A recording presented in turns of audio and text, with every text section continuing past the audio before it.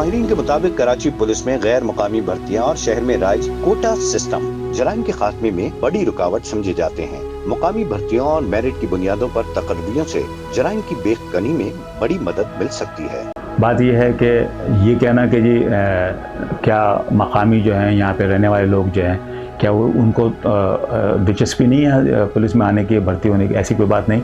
अब तो वैसे भी बेरोज़गारी है, हर आदमी डिग्री लेके फिर रहा है, ठीक है, उसको ज़ाहिर है अपना रोज़गार चाहिए, हर बंदा चाहता है। लेकिन हो ये रहा है कि एक मैं कह सकता हूँ उसको समाजी नाइंसाफ़ी कह लें उसे आप, और कि उसको जो उसका जो हक़ है जो उसको यहाँ से मिलना चाहिए, ठीक है ना। आप ये देखें जो यहाँ का डोमिसाइल रखता है वो यहीं का डोमिसाइल रखता है। अच्छा, जिसको बाहर से नौकरी है तो वो वहाँ का डोमिसाइल जहाँ से वो आया वो यहाँ का भी डोमिसाइल रखता है वो, तो उसके बाद दोनों चांस हैं, वो वहाँ से भी नौकरी मिल जाती है उसको, यहाँ से भी नौकरी मिल जाती है उसको, ठीक है।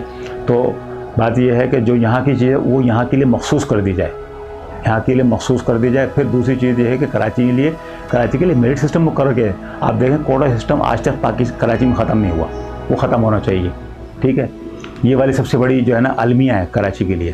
तो कराची में जो भर्ती होने के लिए लोग हैं वो चाहते हैं, आना चाहते हैं, लेकिन एक एनवायरनमेंट ये है कि जी हम भर्ती नहीं हो सकते, क्यों, हम मकामी लोग हैं, हम नहीं भर्ती हो सकते। कौन हो गए जी जो कराची से बाहर के लोग वो भर्ती हो सकते हैं, वो भर्ती होंगे। तो ये चीज़ जो है ना जो महरूमी का शिकार है हमारी नौजवान जनरेशन, और उस महरूमी की वजह से भी जो है हमारे बहुत से नौजवान जो है वो मंशियात का शिकार हो गए हैं, वो बेअरबी का शिकार हो गए हैं, ठीक है ना। हमने बहुत से लोग देखे, आप खुदकुशी के सुने के खुदकुशी करने लग गए हैं, ठीक है, और कुछ जो है वो क्राइम भी करने लग गए, फिर जाहिर है चोरी डकैती सारी चीज़ें। लेकिन जो डकैती से मुराद या चोरी से मुतालिक ज़्यादातर जो मामला है ना वो है सारे बाहर से, ठीक है। तो मैं ये कहता हूँ कि एक मुनज़्ज़म तरीका होना चाहिए, और कराची के जो लोग हैं उनको उनको हक़ देना चाहिए, जो मेरिट है मुकर्रर करके उसके हिसाब से भर्ती करना चाहिए उनको, और उनको भर्ती करके यहाँ पर फिर मकामी बंदे का अगर पुलिस में वो उस थाने की हदूद में, जिस हदूद में वो रहता है, वहाँ अगर उसकी तैनाती की जाएगी, देखो उसका फ़ायदा कितना होगा कि जिस मोहल्ले में वो रहता है उस मोहल्ले में वो सबको जानता है, उसको पता है कि फ़लाँ आदमी ये रहता है, एक्स वहाँ रहता है, वाई वहाँ रहता है, जेड वहाँ रहता है, ठीक है।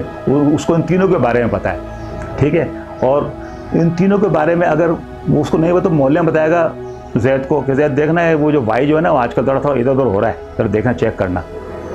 तो जब उसका नज़र रखेगा तो वाई भी होशियार हो जाएगा, उसको पता है कि मेरे मोहल्ले में रहता है। अब एक बाहर से आया हुआ बंदा है, उसको कैसे पता होगा कि यार ये फ़लाँ है, ये फ़लाँ है, ये फ़लाँ है। तो ये जो मैं ब्रिटिश सिस्टम के, ज़ाहिर हमारे पाकिस्तान में ब्रिटिश निज़ाम ही चल रहा है, और जब ब्रिटिश निज़ाम ने पूरा ये पॉलिसिंग सिस्टम किया था तो उन्होंने ये सिस्टम रखा था कि जी जो भर्ती हैं या जो तैनाती हैं वो मकामी होंगी, और मकामी वहीं जहाँ पे वो रहता है उसी इलाके में उसकी तैनाती भी होगी, तो उसका बड़ा फ़ायदा होगा, उससे जराइम बहुत कंट्रोल होगा। सबसे पहला स्टेप तो हमें बेहतरी के लिए करना होगा कि मुकामी लोगों को पुलिस में भर्ती किया जाए, ताकि जो मुकामी शहरी होगा वो उस इलाके से पूरा वाकिफ़ होगा, उसे पता होगा कि कौन आदमी इस एरिया में रहता है, कौन क्रिमिनल है, कौन शरीफ आदमी है। जब वो एक एक चीज़ को समझता होगा तो वो बेहतर तरीके से डिलीवर कर सकेगा, बजाय इसके कि आप किसी दूसरे सूबे से या किसी दूसरे सूबे का रहने वाला पुलिस अफसर यहाँ आता है तो वो कई महीने तो सिर्फ इलाके को समझने में ही लगा देता है। दूसरा ये कि पुलिस के सिस्टम में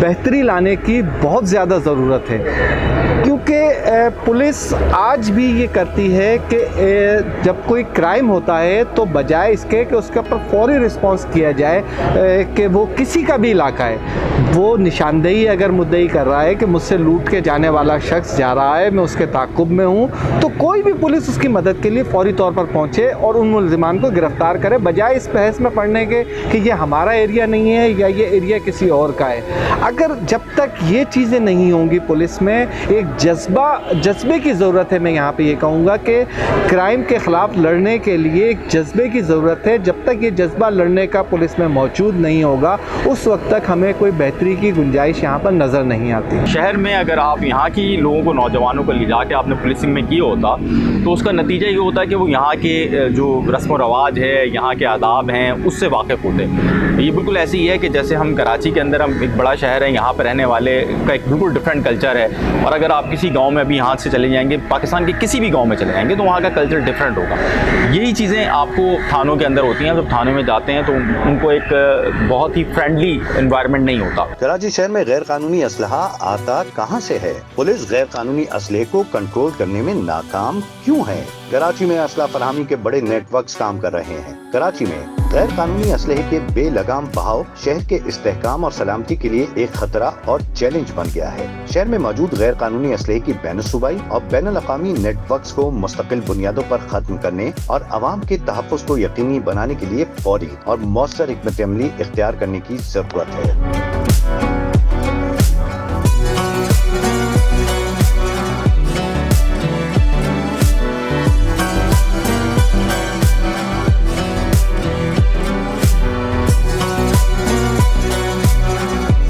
मेरा ये ख़्याल है कि शहर कराची के अंदर ही नहीं, पूरे मुल्क के अंदर वो नेटवर्क मौजूद हैं जो असलहा भी, जो मनशियात भी, और जो ऐसी तमाम गैर कानूनी चीज़ें बहुत आसानी के साथ लोगों को मुहैया कर रहे हैं। वेपन आपके बराबर में एक पड़ोसी मुल्क है जहाँ पे बहुत सारा एरिया हमारा उनके साथ लगता है, जहाँ पे कि वेपन की रेल पेल है, जहाँ पे कि वेपन पे कोई पाबंदी नहीं है, जहाँ पे वेपन बेइंतहा नंबर तादाद में अवेलेबल है उन जगहों पे जाने के लिए जहाँ उसके पैसे मिल सके।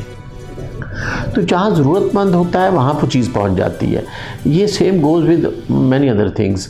तो आप वेपन को, मैं अब भी कहूँगा कि अगर आपका सज़ाओं का निज़ाम अच्छा हो जाए, किसी को पता हो गया अगर मैं वेपन के साथ पकड़ा गया तो मैं गया इतने सालों के लिए, तो फिर वो सोचेगा। असला और मंशियात ये दोनों कराची में नहीं पैदा होते ना बनते हैं।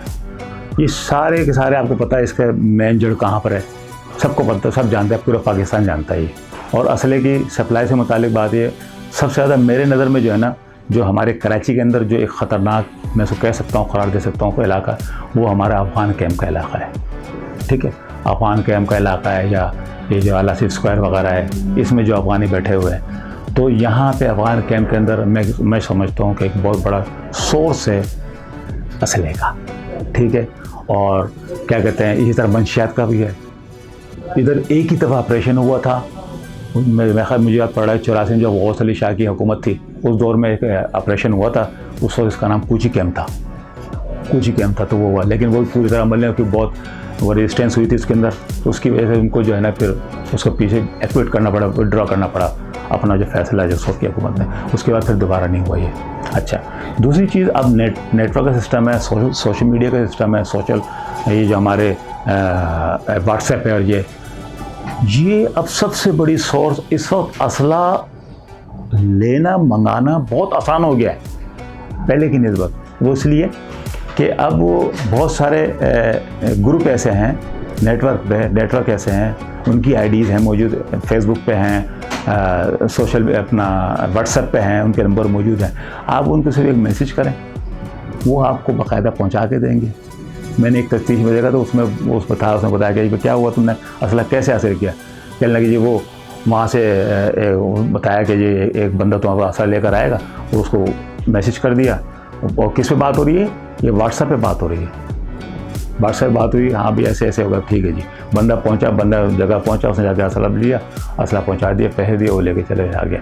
आजकल सबसे आसान तरीका असला पहुंचाने का ये वाला हो गया। कराची में जो असले की तरसील होती है, जो कि ज़ाहिर कराची में तो ये चीज़ बन नहीं रही, ना कराची में प्रोडक्शन होती है इस चीज़ की। हालांकि कराची में हर चीज़ बन रही होती है, लेकिन असला नहीं बन रहा होता। असला किसी और जगह बना, दुनिया को पता है, ठीक है ना। इसकी तरसील रोकने के लिए न सिर्फ असला ही नहीं, हर क्रिमिनल एक्टिविटी वाली चीज़, हर चाहे वो नशा वाली चीज़ है, चाहे स्मगलिंग वाली चीज़ है, मैं कहता हूँ कि कराची के जितने भी एंट्रेंस और एग्ज़िट वाले रास्ते हैं ना, उस पर आप स्कैनर लगा दें बड़े, लुक लाइक जैसे हमारे दुबई में लगे हुए, लुक लाइक हमारे सऊदी अरब में लगे हुए हैं, ठीक है। उस स्कैनर के नीचे से जब गाड़ी गुजरेगी ना, तो सारा चीज़ सामने कट्टा चट्टा सब खुल जाएगा। पहले कहते थे केपी से आता है, यहाँ से आता है, वहाँ से आता है। इसके अलावा भी असला जहाँ से भी आता है, इन्हीं बॉर्डर से आता है। इसी खुजदार से आता है, जैकबाबाद के ज़रिए आता है, घोटकी के ज़रिए आता है। चलें किसी भी सूबे से आए तुम तो रोक लो। लोग किराए पे भी असला देते हैं, पुलिस शामिल होती है उसके अंदर, पुलिस भी देती है। पुलिस के स्पेशल वाले हैं वो भी। मैं तो जेलों में थानों में रहता हूँ, वहाँ तो सच बोलता है ना बंदा, उसे फिक्र नहीं होती।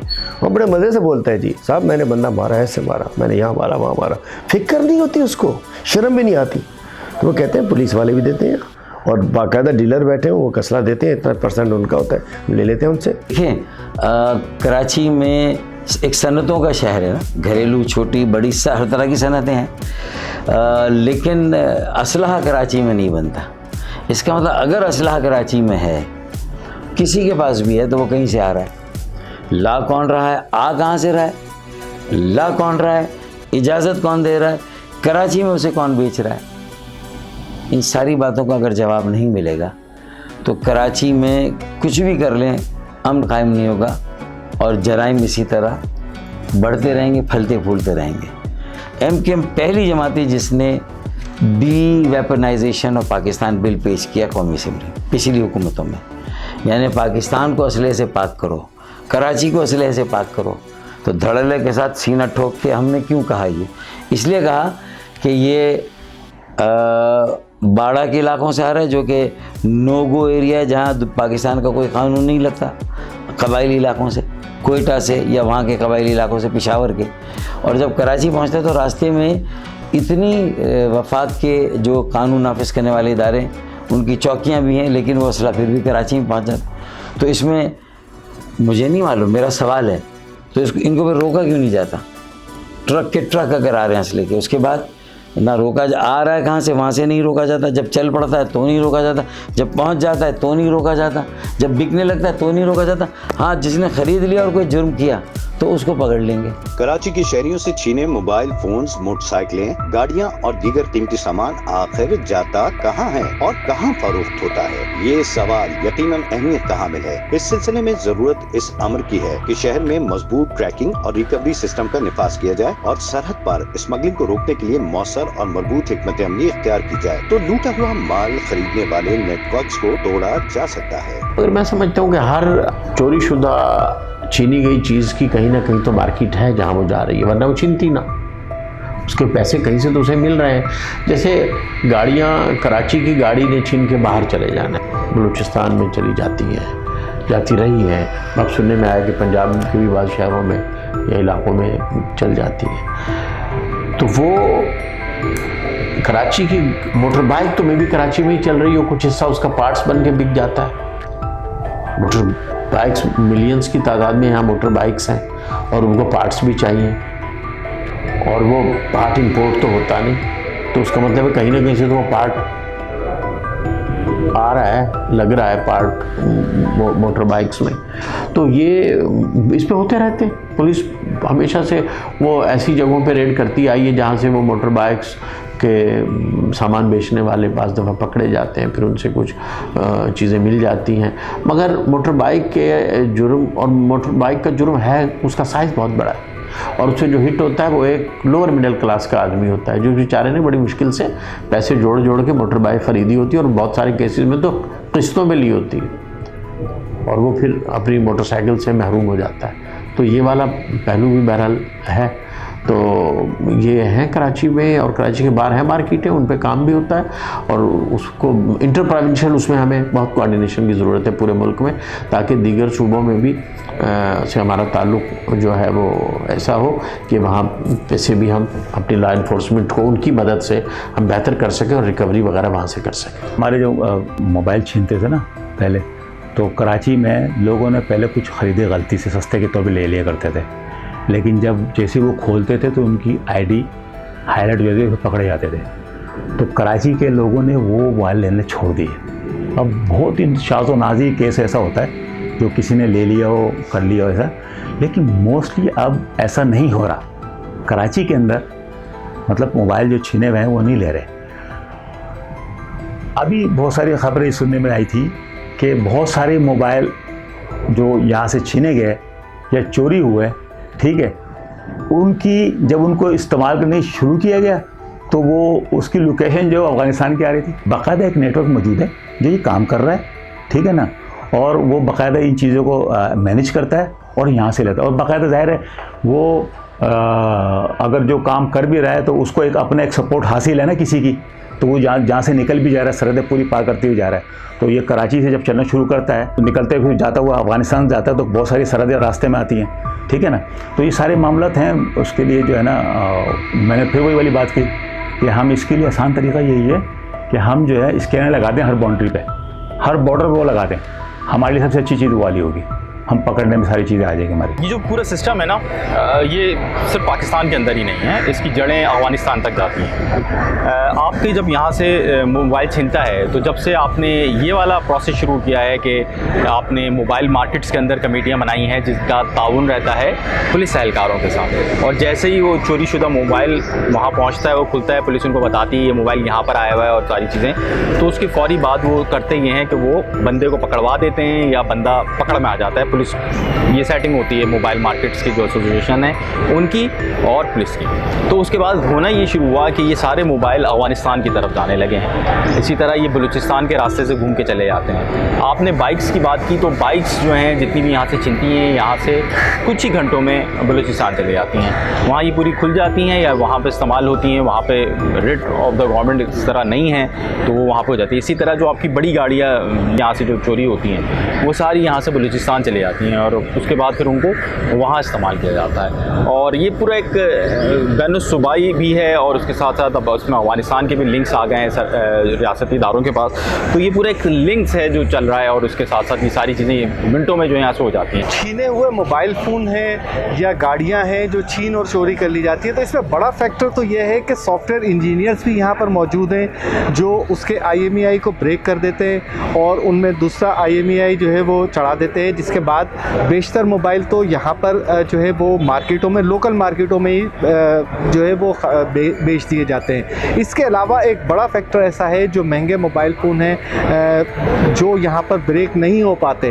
वो खुसूसन अफ़गानिस्तान स्मगल कर दिए जाते हैं। यहाँ पर मैं ज़िम्मेदार करार दूँगा जो हमारी चेक पोस्टें हैं जो वो यहाँ पर सही तरीके से काम नहीं करती हैं। मुनज़्ज़म नेटवर्क एक स्मगलिंग का जो है वो इस शहर में कायम है। मोटरसाइकिलों की अगर हम बात करते हैं या गाड़ियों की बात करते हैं तो गाड़ियाँ तो ज़्यादातर जो चोरी और छीनी जाती हैं वो अंदरूनी मुल्क स्मगल कर दी जाती हैं, अंदरूनी सिंध भेज दी जाती हैं, दूसरे सूबों में भेज दी जाती हैं। जबकि बेशतर मोटरसाइकिलें जो होती हैं वो मोटरसाइकिलें यहाँ पर स्पेयर पार्ट्स की सूरत में खोल दी जाती हैं, जिन्हें लोकल मार्केट्स है। रंछोल लाइन एक बहुत बड़ी मार्केट है जहाँ पर ये पुर्जों की सूरत में फ़रोख्त हो जाती हैं। क्या नाक़िस तफ्तीश और नाक़िस प्रोसिक्यूशन की वजह से मुल्ज़मान बआसानी अदालतों से बरी हो जाते हैं? इसके जिम्मेदार कौन हैं? मुल्ज़मान सजाओं से बच रहे हैं, जिससे जराइम पेशा अनासर की मजीद मुजरमाना सरगर्मियाँ जारी रखने की हौसला अफजाई हो रही है और वो अपनी रिहाई के बाद पहले से ज्यादा एतमाद और शफ़ाफ़ियत से डकैती की वारदातों में लग जाते हैं। यही वजह है कि शहरियों में खौफ और अदम तहफ़्फ़ुज़ बढ़ता जा रहा है। प्रोसिक्यूशन को मैं इसमें ज़िम्मेदार नहीं समझता, क्योंकि जब आप केस ही कमज़ोर बनाएंगे, उसमें कोई गवाह आपके पास नहीं है। बेशतर केसेस में पुलिस के अपने ही गवाह होते हैं। प्राइवेट गवाह की अहमियत जो है वो अलहदा होती है। अगर प्राइवेट गवाह होता है तो उसकी अहमियत और होती है। जब तक आप मजबूत केसेस नहीं बनाएंगे, जब तक प्रोसिक्यूशन उन्हें सज़ा कैसे देगी? दूसरा यह है कि पुलिस अपनी कारकर्दगी दिखाने के लिए जो आदी मुलजिम हैं, जो पहले पकड़े जा चुके हैं, सिर्फ उन्हीं को बार बार पकड़ती है और उनका वो फिगर बढ़ा रही होती है कि जी ये 10 दफ़ा पकड़ा जा चुका है, ये 12 दफ़ा पकड़ा जा चुका है। जो नए लोग इसमें क्राइम में आ रहे हैं, नए ग्रुप्स आ रहे हैं, उन्हें पकड़ने के लिए हमें पुलिस की कोई एफर्ट्स नज़र नहीं आती। पुलिस अमूमन ये करती है कि जब किसी मुल्जिमान को गिरफ़्तार करती है तो उनके पास से जो असलहा रिकवर होता है तो उस असलहे को भी चेंज किया जाता है। इसके अलावा अगर मुल्जिम खुद भी ये एतराफ़ कर रहा है कि उसने ये क्राइम किया है तो पुलिस जो है वो पैसे लेकर उन लोगों के क्राइम को छुपाती है। ये सारी चीज़ें हैं जो आगे मुल्ज़िमान को सज़ा दिलाने के लिए नाकाफ़ी होती हैं, या मुल्ज़िमान को कुछ मुल्ज़िमान को पुलिस हिरासत में लेकर जो है उन्हें रिहा कर देती है और उन्हें केसेस में बाद में मफरूर भी कर दिया जाता है ताकि अपने ऊपर उनके कोई बात ना आ सके। परफेक्ट ना तफ्तीशी निज़ाम है, ना आपका प्रोसिक्यूशन का निज़ाम है, ना आपका सरकारी वकील कॉम्पिटेंट है और ना आपका तफ्तीशी एहलकार, क्योंकि आपका जो पुलिस एहलकार है वो भी पॉलिटिसाइज है, वो भी पैसे देकर आया है, और आपका जो सरकारी वकील है बहुत मात्रा के साथ सरकारी वकला की एक बड़ी तादाद अब सियासी जमातों की, जो सियासी जमात सूबे के अंदर हुक्मरान होती है, उन्हीं के जो लोग होते हैं वो उसमें प्रोसिक्यूशन के अंदर आ जाते हैं, और सरकारी वकला के अंदर हत्ता के विफाक के जानिब से जो नुमाइंदे सरकार के वकला होते हैं वो भी होते हैं। उनमें से कई को हमने देखा है कि उनको अंग्रेज़ी भी उस तरह नहीं आती बोलना जो कोर्ट के अंदर होती है। वैसे तो बहुत अच्छी बात होगी कि आप उर्दू में कर दें सब कुछ, लेकिन आप उर्दू में नहीं कर रहे तो आप ऐसे फर्द को भेजें ना जो अंग्रेज़ी में वहाँ पे अपना केस पुट कर सके। तो ये इशूज़ हैं, तो मैं इसको दोनों तरफ से कहता हूँ। लेकिन एक तफ्तीशी एहलकार या पुलिस एहलकार पर जिम्मेदारी इसलिए ज़्यादा आयद होती है क्योंकि उसका काम इनिशियल होता है, और क़ानून के अंदर बहुत छोटे छोटे जो आपकी जो कहते हैं आप गलतियाँ होती हैं ना, बहुत छोटी सी गलतियाँ होती हैं। एक पिस्तौल उसके करीब से पड़ा हुआ था और एक पिस्तौल उसके पास से बरामद हुआ, तो बरामदगी आपने शो की, आपने मुद्दई को मुतमईन कर दिया, बरामद हो गया, मैंने इसके पास से पिस्तौल बरामद किया, लेकिन आपने डिटेल में लिखा, चालान में लिखा कि जनाब उसके करीब पिस्तौल पोल के पास एक गिरा पड़ा था, अवाम ने उसको मारा था और करीब में इसके पिस्तौल पड़ा हुआ था। अब अवाम में से कौन जाएगा गवाह बनने, और जो गवाह बनने जाएगा वो कितना खौफ में होगा। और फिर सरकारी वकला के बाद हम अदालतों में जाते हैं तो अदालतों में हड़तालें बेतहाशा, वकला को हर तीसरे दिन आके वकला एडजेंट हो जाते हैं। मुद्दई नौकरी पेशा है, मुद्दई अपना तिजारत करता है, मुद्दई रोज़ाना नहीं आ सकता, मुद्दई को आपने कम से कम जितना दे सकते हैं, फिर आप अदम तहफ़्फ़ुज़ है, इतने सारे मसाइल हैं। इसलिए ये दोनों बिल्कुल आप 50-50% कर लें इनको, लेकिन ज़्यादा जिम्मेदारी पुलिस पर इसलिए होती है कि उनको ट्रेन रोज़ाना की बुनियाद पर किया जाना चाहिए, या वो दावा करते हैं कि हमारा काम अमन अमान कायम करना है, वो पकड़ते ही नहीं हैं, या पकड़ते हैं तो फिर इस तरह केस पुट होता है। पार्ट्स है प्रोसिक्यूशन का, पार्ट्स है इन्वेस्टिगेशन प्रोसिक्यूशन से पहले होती है। आज भी उन्हीं अंग्रेज़ के दौरों वाले उसी पे चल रहे हैं, और इंटीरियर में तो यहाँ तक कि आत भी कुत्तों को लेके जाते हैं और उसके फुटप्रिंट वगैरह दिखा के, और जी उस पर काम हो रहा है। अगर इन्वेस्टिगेशन हमारी डिपार्टमेंट जो है, जबकि अब अच्छी बात है कि जो पहले एक SHO के तहत ही होता था कि जी FIR भी वही लॉन्च करे और इन्वेस्टिगेशन भी, अब अलग डिपार्टमेंट हो गया, लेकिन उसमें भी अभी बेहतरी की ज़रूरत है, और उसमें अभी लिए हमारे लॉ ग्रेजुएट्स इन्वेस्टिगेशन डिपार्टमेंट, लेकिन इसको अभी भी इम्प्रूव करने की बड़ी ज़रूरत है, और अच्छे अच्छे अफसरान को रखा जाए, और उसमें भी बड़ी जिद्दत आ गई है। इंस्ट्रोगेशन के दौरान सिर्फ मार पीट ये नहीं पहले वाला होना चाहिए, इंस्ट्रोगेशन का होनी चाहिए और प्रॉपर तरीके से होना चाहिए, उसमें भी बेहतरी की ज़रूरत है हमें। क्राइम इन्वेस्टिगेशन, प्रोसिक्यूशन और जुडिशरी 4 पार्ट होते हैं। 4 पार्ट में चारों पार्ट जब नाकाम हो जाए, उसके बाद इंसाफ नहीं मिलता।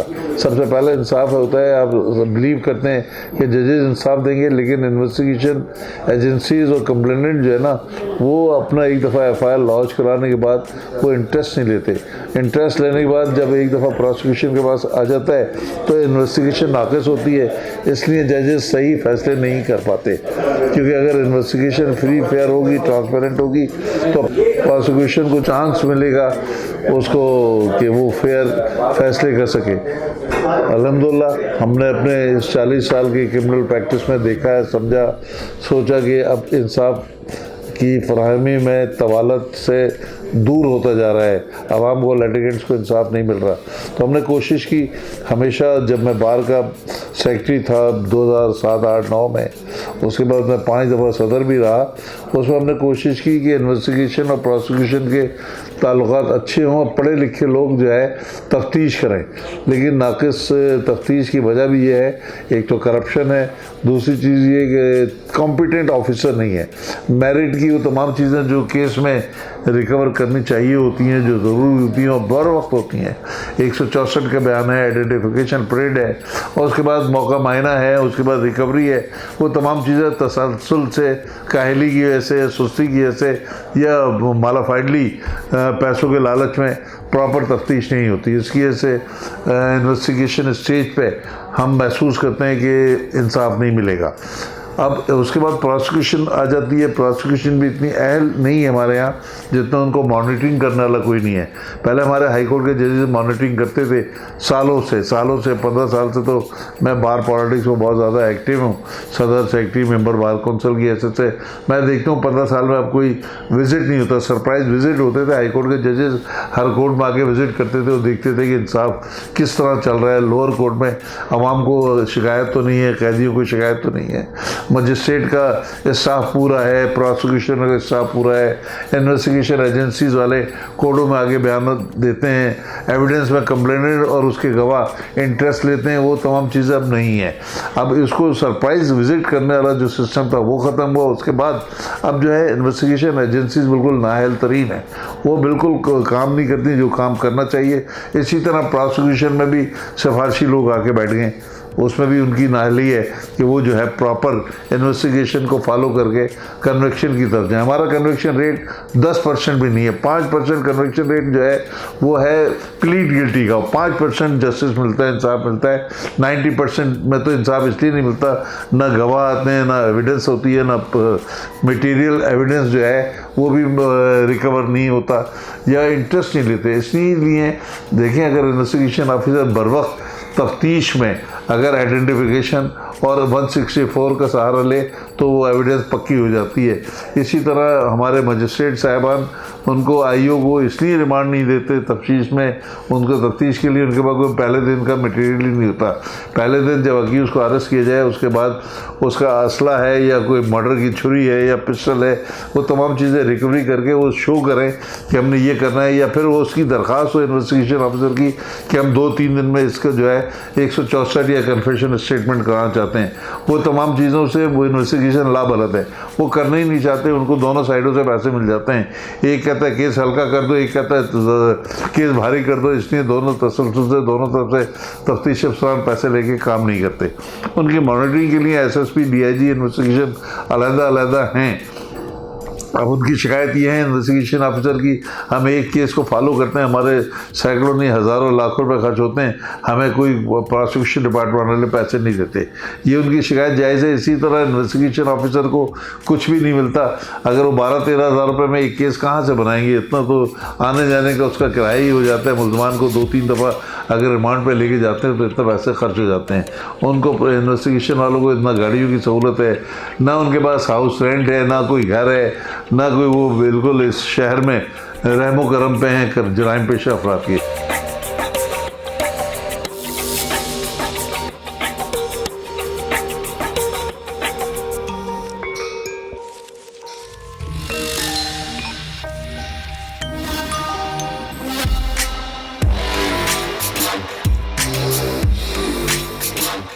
माहिरीन के मुताबिक शहर कराची में अदालतों में क्रिमिनल केसेस सुस्त रवि का शिकार होने की एक वजह इस्तिताद से ज्यादा मुकदमात का बोझ भी है, जबकि दीगर अवामिल के बारे में माहिरीन बताते हैं। सिटी कोर्ट कराची के अंदर और डिस्ट्रिक्ट कोर्ट मलीर के अंदर जो क्योंकि ये दोनों अलग-अलग कोर्टें हैं, तो यहाँ पर लाखों की तादाद में मुकदमात ज़ेर इल्तमास हैं, जिसकी बड़ी वजूहत में जो है ये प्रोसिक्यूशन का जो मामलात हैं ही हैं। ताहम तफ्तीशी जो अफसर है वो पहले चालान नहीं देता, 14 रोज़ के अंदर उसको चालान जमा कराना होता है, चीज़ें करनी होती हैं, वो नहीं करता।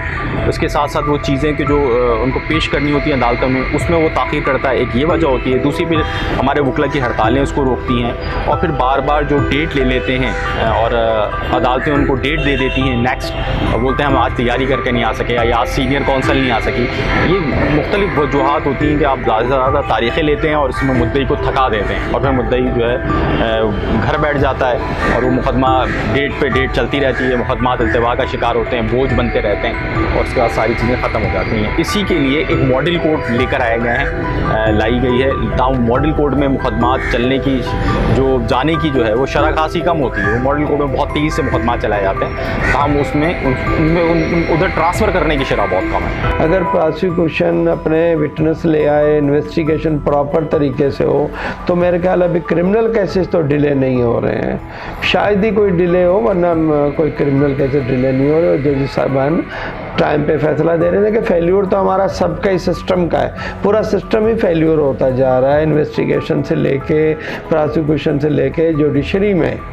तो वहाँ भी थोड़ी बहुत तो है सुस्त रवि, अदरवाइज अभी मैं नहीं समझता कि क्रिमिनल कोर्ट्स में कोई केसेस इतना लंबा अरसा तक चलता हो, अब बड़े जल्दी फैसले हो रहे हैं। क्रिमिनल केसेस कोई ज़्यादा पेंडिंग नहीं है, वो लाजमी, आपका शहर इतना बड़ा है तो क्राइम होता है तो नई इंस्टीट्यूशन होती है, हाई कोर्ट में आके पेंडिंग्स होती हैं अपील्स। सिर्फ हमारी अगर प्रोसिक्यूशन और इन्वेस्टिगेशन प्रॉपर हो जाए तो बहुत से मसाइल हल हो जाए। अब बेहतरी आती जा रही है, जिस तरह CRO वगैरह अब लेने लग गए तो उससे बेहतरी आ रही है कि क्रिमिनल रिकॉर्ड्स कितना है। जैसे एक वाक़या है कि हमारे जज साहब चीफ जस्टिस साहब फेडरल शरीयत कोर्ट एक माल्टा मुल्क है यूरोप का, उधर गए, उन्होंने कहा जी हम आपकी प्रोसीडिंग देखना चाहते हैं। तो उन्होंने अपनी डायरी देख के देखा, कहने लगा जी हमारे पास जो आखिरी केस था परसों ख़त्म हो गया।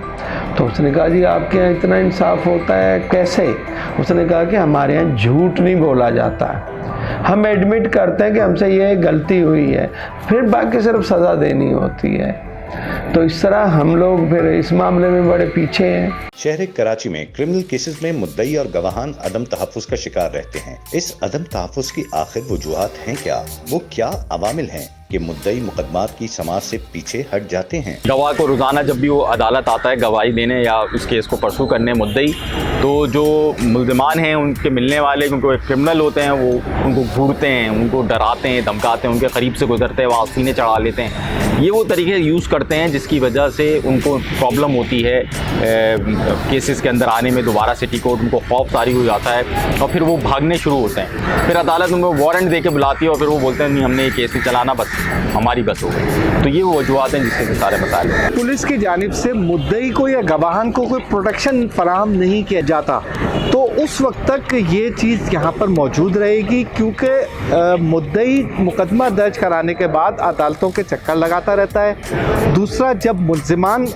पुलिस की नाक़िस तफ्तीश की वजह से ज़मानतों पर बाहर आ जाते हैं तो वो प्रेशर डालते हैं मुद्दइयों पे कि आप ये मुकदमा वापस लें, या गवाहान पर प्रेशर डालते हैं। तो ये चीज़ें जब तक ख़त्म नहीं होंगी और मुद्दइयों को जब तक कोई पुलिस की जानिब से प्रोटेक्शन फराहम नहीं की जाती तो उस वक्त तक ये चीज़ें मौजूद रहेंगी, क्योंकि कोई भी शख्स अपनी फैमिली के हाथों मजबूर होता है कि वो ज़्यादा नहीं लड़ सकता इनसे, ज़्यादा देर तक वो डटा नहीं रह सकता इन लोगों के सामने, क्योंकि ये पावरफुल माफिया है। मैं इसको माफिया ही कहूँगा, क्योंकि जो सूरत हाल इस शहर में हो गई है तो ये माफिया की सूरत ही इख्तियार कर चुकी है कि जिससे अब पुलिस के टकराने की मुझे नहीं लगता कि पुलिस इस पर अब काबू पा सके। हमारे ऑनरेबल सीनियर जज हैं मिस्टर जस्टिस सलाउद्दीन पंवर साहब, उन्होंने अभी बल्कि एक ऑर्डर अभी किया है, कोर्ट ऑर्डर, उसमें कहा है कि आप जो विटनेसेस के खिलाफ NBW इशू करते हैं उसको आप बंद करें।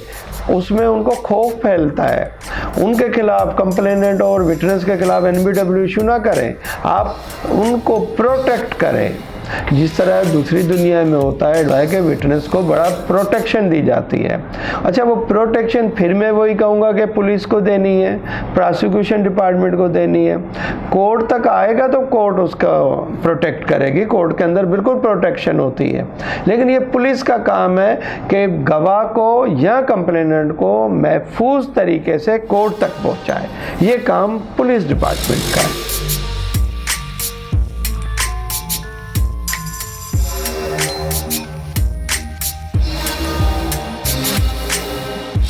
दौरान मज़ाहमत शहरी की जानिब से डाकू को मार देना कानून क्या कहता है, और जबकि अगर डाकू अवाम के हत्थे चढ़ जाए और अवाम इसको निहत्ता करके इस पर तशद्दुद करें और फिर इस दौरान मुश्तिल अवाम डाकू की जान भी ले लें, इस पर क्या कानून लागू होगा और क्या कानूनी गिरफ्त हो सकती है? ये बात अवाम के लिए जानना बेहद जरूरी है। मज़ाहमत में आप मारेंगे अगर आपके पास असला होगा, अगर आपने असला में पकड़ लिया, हवाले कर दिया, पेट्रोल में आग लगा के जो है वो इंसाफ नहीं है।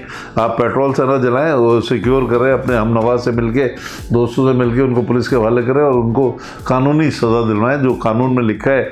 अगर डकैती है तो उसको 14 साल सज़ा मिलती है, और उसमें प्रॉपर एविडेंस जमा करें। लेकिन सेल्फ डिफेंस में अगर आप कोई कार्रवाई करते हैं उसमें आपके खिलाफ कोई कार्रवाई नहीं होती। बहैसियत इंसान मैं बता रहा हूँ, अगर लोग मुश्तहल हो गए उसको जला रहे हैं, मार रहे हैं, घेर रहे हैं, उसको टॉर्चर कर रहे हैं, वो सही नहीं है। उससे बेहतर यह है कि उसको पुलिस के हवाले कर दिया जाए। इंसाफ के दरवाजे अभी बंद नहीं हुए, इंसाफ अभी है, लेकिन हम मायूस नहीं है, लेकिन उम्मीद है इंसाफ मिलेगा। पेंट ऑफ एविडेंस होता है, फिर वो एफआईआर नहीं करती। डकैत का कोई वो सरबरा या पुष्पनाई करने वाला एफआईआर नहीं कटवाता अवाम के खिलाफ। अवाम ताकतवर है, अवाम जो है सरचश्मा अवाम है, और डेमोक्रेसी में ऐसा नहीं होता। हमें बिल्कुल कानून ने आज़ादी दी हुई है कि हम क्राइम ख़त्म करें, और क्राइम ख़त्म करने में उनकी इदारों की मदद करें। पाकिस्तान पैनल कोड है, पीपीसी कहलाता है ये, तो ये 96 से लेकर 106 तक इसी पर है। आपके सेल्फ डिफेंस पे आप सामने वाले को जो नुकसान पहुंचाते हैं उसके ऊपर है। तो उसकी जो 96 से लेकर या 96 से लेकर 102 तक की है ना, वो आपको बता रही है कि किस तरह आपने सामने वाले को मार देना है या किस तरह आपने अपना दिफा करना है, तहफ़्फ़ुज़ खुद इख्तियारी। लेकिन जब हम 102 से आगे देखते हैं ना, तो वो आपको फिर कंडीशंस बता रहा है। तो कंडीशंस ये हैं कि अगर आपने उसको बिल्कुल कर लिया है, लोगों ने उसको पकड़ लिया है, उसके बाद आप मारते हैं, तो कानून आप पर इम्प्लीमेंट होगा। लेकिन इसमें जो बुनियादी तौर पे पुलिस कर रही है आजकल, पकड़ ले रही है और वो चीज़ें हो रही हैं, उसके अंदर भी जो बेनिफिट है वो उस शख्स को जा रहा है जिसने मर्डर किया है। इसकी वजह क्या है? इसकी वजह यह है कि उस जज्बात में था, उसके पास बहुत सारे सपोर्टिंग एविडेंस हैं, उसको डर था कि वो उसको दोबारा से पकड़ के मार सकता है, या उसको ये डर था कि वो दोबारा अपने वेपन की तरफ जा रहा है, तो इसलिए उसने मार दिया। लेकिन जो पूरी ये जो सेल्फ डिफेंस के हवाले से है ना आपके, कि 96 to 102 आपको बता रही है कि अगर आपकी प्रॉपर्टी के ऊपर, आपकी इज़्ज़त के ऊपर और आपके ऊपर अगर किसी ने कोई हमला आवर है तो आप उसको नुकसान पहुंचा सकते हैं, और अगर वो आपको जान लेने के दर पर है तो आप उसकी जान ले सकते हैं। अगर वो आपको नुकसान पहुंचा रहा है तो आप उसको नुकसान पहुंचा के रोक सकते हैं कि तुम मुझे नुकसान ना पहुंचाओ। सेल्फ डिफेंस करने का हक हर शहरी को हक अपना, कि वो अपने सेल्फ डिफेंस में कोशिश करे कि मारे नहीं, उसको इंजर्ड करे, ज़ख्मी करे, अपना डिफेंस करे। वो तो कानूनी हक है हमें, वो हमें करना चाहिए। बाकी जो आवाम की हत्या चढ़ जाता है, देखें जी, ये आवाम की फ्रस्ट्रेशन है। आवाम क्या करे, हम कोई महफूज नहीं है। हम एटीएम पे खड़े होते हैं, ड्राइवर को भी बाहर खड़ा करते हैं, भाई देखना यार, फिर भी कोशिश करते हैं किसी ऐसी जगह से एटीएम पे जाएं जहाँ सिक्योर हो। और हालात ये है कि 20-20 हज़ार रुपये अगर बैंक से भी कोई निकालता, उसके पीछे भी डाकू आ रहे हैं। लोग इसलिए जलाते हैं कि वो बेचारे क्या करें, उनके पास कोई ऑप्शन नहीं बचता। चलो सेल्फ डिफेंस तो वो कर रहा है जिसके पास हथियार हो। एक आम पब्लिक है, सबके पास तो नहीं है ना कोई सब लेके चलते हैं। ये लोगों का फ्रस्ट्रेशन है कि लोगों को जो तंग किया जा रहा है कि अब क्या करें हम लोग, कि जब हमारे लिए कानून कुछ नहीं कर रहा, पुलिस कुछ नहीं कर रही, गवर्नमेंट कुछ नहीं कर रही, फिर वो अदालतों से भी छूट जाते हैं सबूतों की बिना पर, क्योंकि उनके खिलाफ कोई सबूत नहीं होता। फिर हमारा मुआशरा ऐसा डर खौफ खाते हैं कि वो गवाही भी नहीं देने आते। तो ये सारी चीज़ें हैं जिनकी वजह से हमारे यहाँ क्राइम अभी तक कम नहीं हो रहा है। लेकिन ये प्रूव करेगा कि वाकई मैंने सेल्फ डिफेंस में मारा है या मैंने अपनी दुश्मनी निकाली है। ये तो जब इन्वेस्टिगेशन होगी, एविडेंस होगी, तो पता चलेगा कि वाकई इसने जो उसको मर्डर किया है डकैत का, वाकई सेल्फ डिफेंस था या कोई अपनी दुश्मनी। देखिए इस शहर में ये भी हो रहा है कि अपनी दुश्मनी निकालने के लिए कहा जाता है जी मैंने सेल्फ डिफेंस में गोलियां चलाई हैं। ये बिल्कुल कानून लागू होगा जब एविडेंस चलेगी। अगर सेल्फ डिफेंस प्रूव हो गया तो अक्यूटल होगा। जिस तरह लोग आजकल मुलजिम या डाकू कोई नरगे में आ जाता है और आवाम इकट्ठी होकर मारती है, और उसमें से कोई भी लोग, एक या दो लोग उसको मार देते हैं, चाहे वेपन से या किसी और हथियार से, उन पे बिल्कुल केस बनेगा, कानून लागू भी होगा। कि देखें ये सज़ा देना काम अदालतों का है, अवाम का काम नहीं है। लेकिन हमारे यहाँ, मैंने फिर वही दोहरा रहा हूँ कि फ्रस्ट्रेशन में आ गई है पब्लिक। वो कहती है कि कोर्टें, पुलिस कुछ भी नहीं कर रही, वो अपना डिफेंस खुद कर रहे हैं। तो लेकिन उन्होंने जो क्राइम किया वो बिल्कुल वो क्राइम है। किसी का मर्डर करने का इजाज़त किसी को नहीं दी जाती कि इस तरह मजमे में लोग आएँ और किसी किसी को भी मार दें, इस तरह नहीं, उनको पकड़ के पुलिस के हवाले करो, वहाँ के गवाही दो, उसको कोर्ट सजा देगी। मैंने अपने तौर पर रेजोल्यूशन पास करके भेजे, आईजी को भी, होम सेक्रेटरी को भी, अभी हमारा लॉ मिनिस्टर वो भी बार काउंसिल का मेंबर है, होम मिनिस्टर भी इत्तफाक से ज़िया लंजार साहब हैं, हमने यही उनको मैसेज दिया है कि ये तमाम स्ट्रीट क्राइम में जो कत्लेआम हो रहा है उसको रोका जाए और कम से कम कंपनसेशन उन लोगों को, उन डिजीज़ फैमिली को दिया जाए ताकि उनके बच्चे, उनकी फैमिली जो है ज़िंदा रह सकें। यही हमारी आपके तवज्जुह से मैसेज है कि प्रोसिक्यूशन एजेंसीज, इन्वेस्टिगेशन एजेंसीज और जुडिशरी में मॉनिटरिंग होनी चाहिए, सुपरविज़न होना चाहिए, उसके बगैर इस माशरे में इंसाफ मुश्किल है, नामुमकिन है।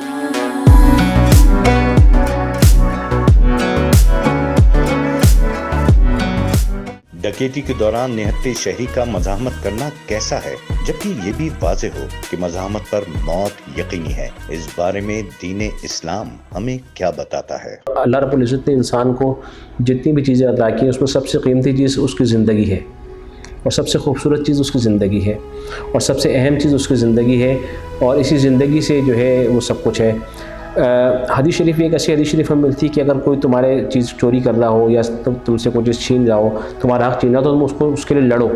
लेकिन वो एक अलग कॉन्टेक्स्ट की बात थी। आज जो सिनेरियो हमारे सामने है, इसके अंदर जब हमें यकीन है कि वो हमारी ज़रा सी गलती जो है वो मौत का सबब बनेगी, तो ये अपने आप को ख़ुदकशी में धकेलना है। मुज़ाहिमत तो वहाँ की जाती है, बल्कि हम ये देखते हैं कि एक आम बंदा जो है, एक ट्रेंड बंदे के सामने, वो तो बहुत ट्रेंड होते हैं और बहुत घबराहट में होते हैं, तो वो ज़रा सी अपनी घबराहट में क्या करेंगे, उन्होंने तो एक फायर करना है, जबकि अगला दूसरा बंदा नहीं आता है। बल्कि यहाँ तक भी हमने शहर कराची में तो इस तरह की केसेस रिपोर्ट हुए कि जो हमारी लॉ इन्फोर्समेंट एजेंसीज़ के लोग थे, उन तक से जो है वो लोग लूट मार करके ले गए और वो कुछ नहीं कर पाए, और अगर उन्होंने करने की कोशिश की तो उन्होंने उन्हीं को जो है शूट कर दिया उस वक्त में। इस वक्त जो है उलमा ये कहते हैं कि आप उसको जो है मुज़ाहिमत ना करें। इस वक्त मुज़ाहिमत करना ना बिल्कुल नामुनासिब है, बल्कि ये वही है कि आप खुदकुशी को दावत दे रहे हैं। और मोबाइल तो बहुत सस्ती सी चीज़ है, 20-25-50 हज़ार का मोबाइल आपका है, बाइक आपकी जो है, बाइक दोबारा आ जाएगी, गाड़ी दोबारा आ जाएगी, मोबाइल दोबारा आ जाएगा, लेकिन ये ज़िंदगी दोबारा नहीं आएगी। अगर उसने फायर किया और आपकी ज़िंदगी नहीं भी गई, कोई आपका पैर डैमेज हो गया, आपका हार्ट डैमेज हो गया, आपकी किसी और जगह जो है वो उसने बुलेट मार दी, तो वो आपकी ज़िंदगी तो ख़राब हो गई, तो ये इसके ज़िम्मेदार आप खुद भी हैं। बढ़ते हुए स्ट्रीट क्राइम्स की वजह से कराची शहर में सूरत हाल यकीनन संगीन है। डैमेजेस पाकिस्तान ने संगीनी का एहसास करते हुए कराची के अहम स्टेक होल्डर्स को अपनी इस दस्तावेजी फिल्म में शामिल किया, ताकि लाहक मसाइल का इदराक करते हुए उनका तदारुक और हल तलाश किया जा सके। अब सिंध हुकूमत को भी इस संगीनी का एहसास करते हुए शहर में तारी खौफ की फिजा खत्म करने और अमन व अमान बहाल करने के लिए फौरी तौर पर अमली इक़दाम कर गुजरने की जरूरत है। हुकूमत को इस मसले से निपटने के लिए पायदार बुनियादों पर मौसर और ठोस इक़दाम करने चाहिए, जिनमें कराची के बाजारों, गली कोचों और सड़कों पर इजाफी सिक्योरिटी फोर्सेस की तैनाती, कानून नाफिज करने की मौसर हिकमत अमली को नाफिज करना और जराइम की बुनियादी वजूहात को समझना और उनका हल तलाश करना शामिल है। शहर का तबाहाल इंफ्रास्ट्रक्चर, टूटी फूटी गटर, उबलती सड़कें, नाकाफी दस्तयाब वसाइल और फिर सोने पे सुहागा पूरे शहर पर स्ट्रीट क्रिमिनल्स की यलगार। अगर शहर कराची में हालात यूं ही अबतरी का शिकार रहे तो फिर मुस्तकबिल करीब में कराची के लिए नाकाबिल रिहाइश शहर बन जाने का खतरा मौजूद है, और अगर ऐसा हो गया तो फिर इसके पूरे मुल्क के लिए निहायत मनफी असरात बरामद होंगे। अब वक्त आ गया है कि हुक्काम संजीदगी से अमली तौर पर मुतहर्रिक हो जाएं और शहर को स्ट्रीट क्रिमिनल्स की गिरफ्त से निजात दिलाएं। कराची के लोग यहां अमन व सलामती के साथ रहना और जीना चाहते हैं और ये उनका बुनियादी हक है। शहर के मकीनों की जान और माल के तहफ़्फ़ुज़ को मुस्तकिल बुनियादों पर यकीनी बनाना हुकूमत की ही जिम्मेदारी है, जो इसे निभाना होगी।